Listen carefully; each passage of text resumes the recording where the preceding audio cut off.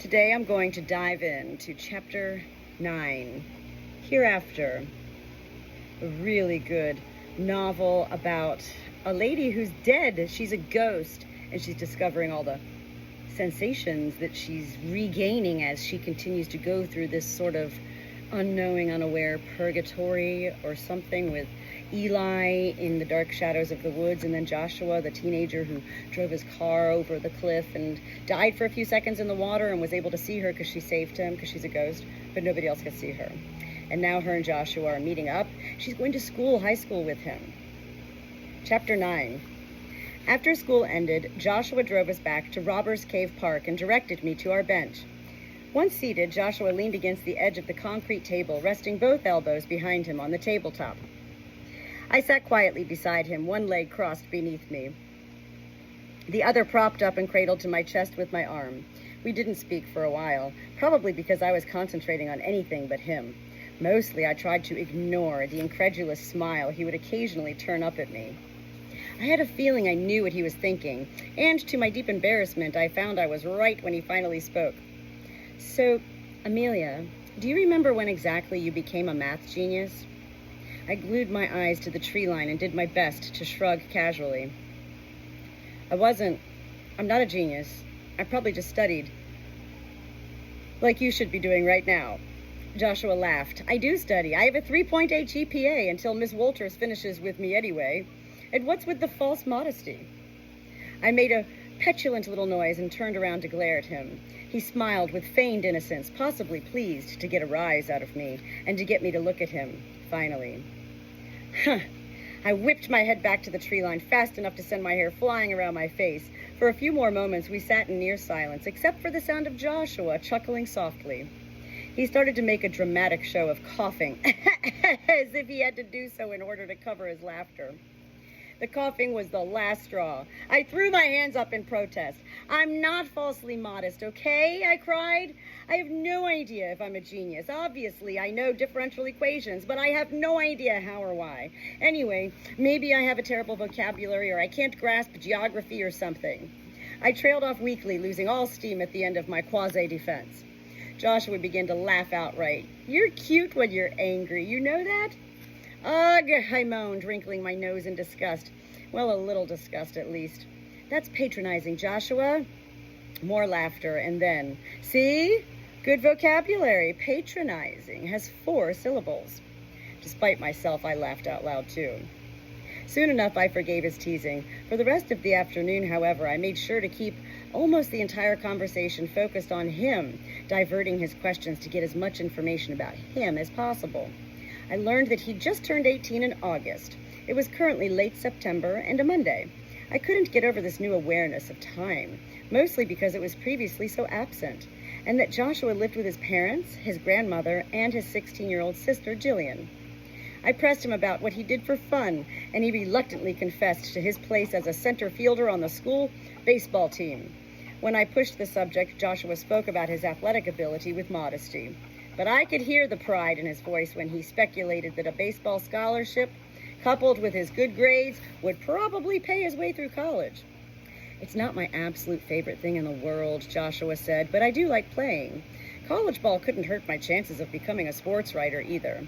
Besides, I don't think my folks are looking forward to paying tuition at 2 colleges at the same time. Jillian wants to go to college too? She'd better, he nearly growled. I leaned back, surprised by the fiercely protective look now on his face. I arched my eyebrows to demand some kind of explanation. Joshua sat forward, resting one elbow on his knee and gesturing in the air with his free hand as he spoke. Jillian. Well, Jillian is kind of a pain in the ass right now. She's just as smart as the rest of us, maybe smarter. She's almost like you when it comes to math. He gave me a quick, sly smile, and I looked down at my crossed leg, an unsuccessful attempt to hide my pleased embarrassment. But, he went on, it's really important to her to blend in, or something. Not to you, though? I couldn't help but ask. Joshua didn't seem offended because he just laughed. Nope, not to me. I do fit, which is the ironic thing. But within reason, I'm going to do what I want without worrying about what other people think. Like talking to an invisible dead girl? Exactly, Joshua grinned. But then the corner of his mouth quirked up in thought. You know, this might actually have something to do with Ruth. Huh? My grandma Ruth. She's the one who told me ghost stories about the bridge when I was a kid. She's into all that communing with the spirits stuff. She and a group of old ladies from around here. I balked. What, like a coven? Joshua frowned. Clearly, the fact that he had a ghost-obsessed grandmother hadn't really struck him as relevant until now. He pondered the thought for a moment and then shook his head, albeit a little indecisively. I don't think so, he said. I do know they believe in a lot of unbelievable things. I guess I always thought they were full of it. Until today. Joshua gave me an appraising look, and I ducked my head again. I understood his look well enough. I was one of those unbelievable things. Shakily, I asked, do you think she'd have a problem with me? With my existence? Joshua shook his head again, looking slightly more assured. No way! Even though Ruth believes in ghosts, it's not like she can see them. Besides, she'd probably just be excited to know I proved all her theories right if I told her about you. My laugh heightened in pitch, betraying the apprehension I suddenly felt about this topic. But let's just agree you're not going to give her a Ouija board anytime soon, okay? Joshua must not have noticed my anxiety because he laughed too, and settled easily against the concrete table. He was right about his grandmother, of course. My performance in his classroom, unseen by anyone but him, proved it. Yet this seemed like a good moment to change the subject from the supernatural, so I launched into another series of questions about his life. We continued talking long enough for the gray clouds to clear completely from the sky, and then for the subsequent blue to shift into pinks and purples. As the sky changed, Joshua spoke a little about his friends, but mostly about the things he loved. Horror movies I'd never seen and musicians I'd never heard of. Surprise, so long after my death. But also literature. When he mentioned how much he liked Ernest Hemingway, an immediate response leapt out of my mouth before I even had time to ponder it. Ugh, I hate the way Hemingway writes. Huh?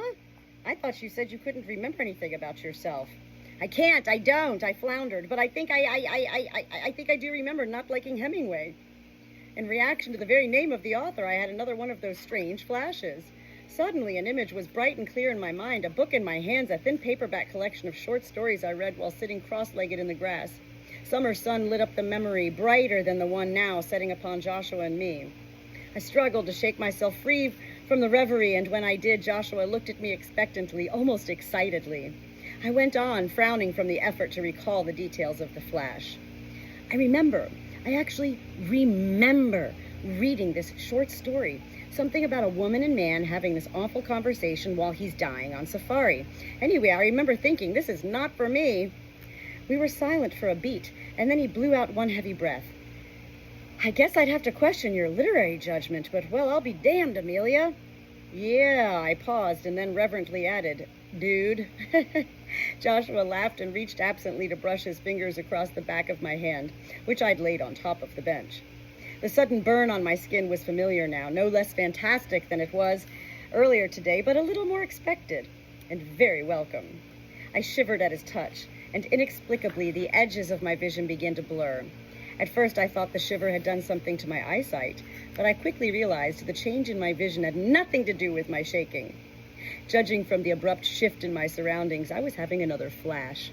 This flash, which followed so soon on the heels of the last one, seemed to have pulled me into some nighttime setting.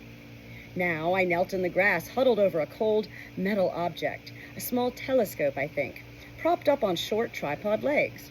I couldn't really focus on the telescope, though, because my face was tilted up to the night. Above me, the sky was the kind you could only find in a place almost devoid of man-made lights. I could see the stars, all of them at once, it seemed. Millions of them washed across the sky, glittering and flickering in the darkness. I wanted to gasp from the impossible beauty of them, but the flash wouldn't let me. Apparently, whatever memory I was experiencing, I had no control over. I'd resolved to enjoy the view for however long it lasted, when a noise from behind me startled me. Focus, Amelia, a female voice cautioned.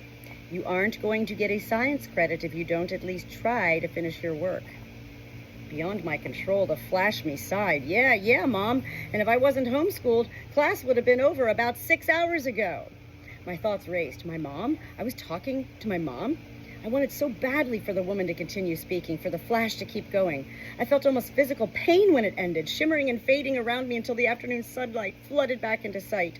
Now I was free to grasp all I wanted.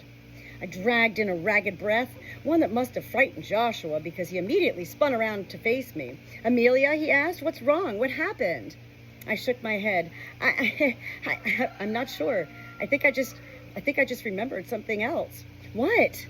For the briefest second, I thought about lying to him.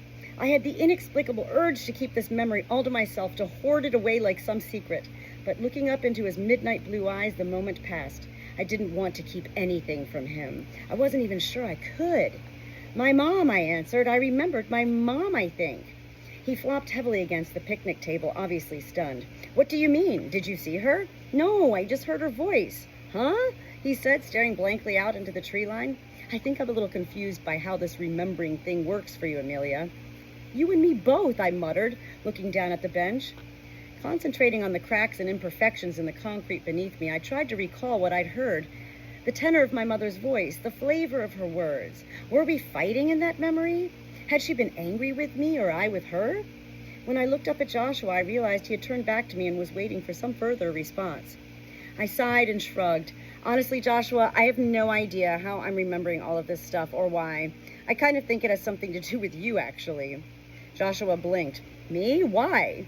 "These flashes of memory, I never had them before I met you, and now I'm getting them more and more.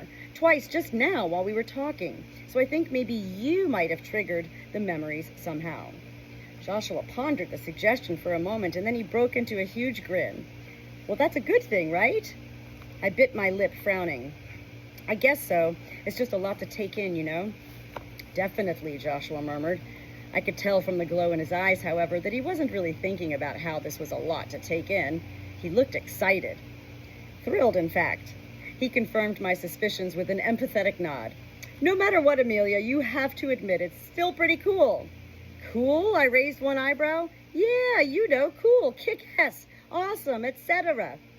In spite of myself, I laughed. Joshua Mayhew, the sunny optimist. Joshua grinned. "Always, which means we need to celebrate." "And how exactly are we going to do that?" Smiling wider, Joshua didn't answer. Instead, he pushed himself into a standing position and turned to face me. "I, for one, have to get dinner at the Mayhew house since I'm at least an hour late." "Oh," I said, frowning. I'd completely forgotten about his need to return to a family at the end of a day. Or his need to eat, honestly. These things were necessary for him, and he obviously needed to leave to do them.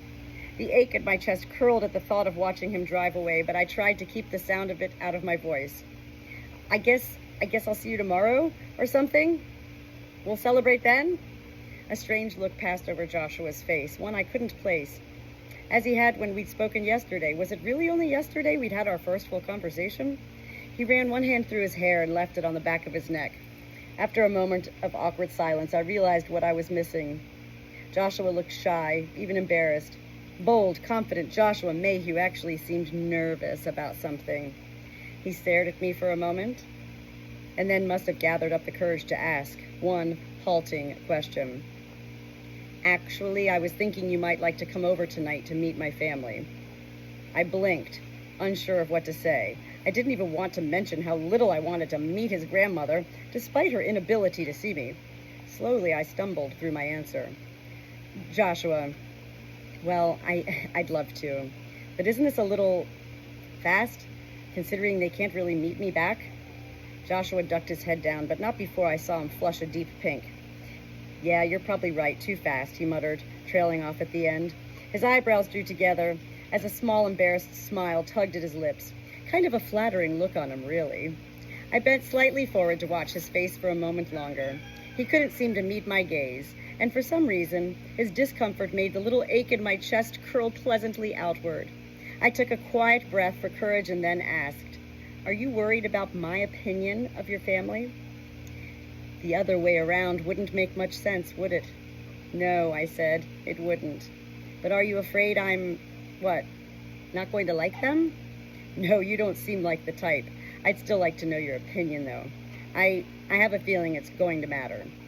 He said it like a confession, as if the words had some underlying meaning. He didn't have to explain that meaning, though. I felt exactly the same way. "Well," I said, giving him a quick, bright smile, "let's go form my opinion there." And that is the end of Chapter 9, Hereafter. Isn't it fun? I love getting into character. You know, you don't have to aspire to become a paid actress or move to Hollywood and all those things like the universe of life teaches us as we're growing up in our little younger years of life. It is most beneficial for us all in life to find ways to self-express. Reading a book and becoming a part of the character, whether you read it aloud or to yourself in your head, the same thing. However you feel most comfortable expressing yourself, and yes, diving into other characters in life. We're not meant to be living in our own character 24/7, 365 days a year.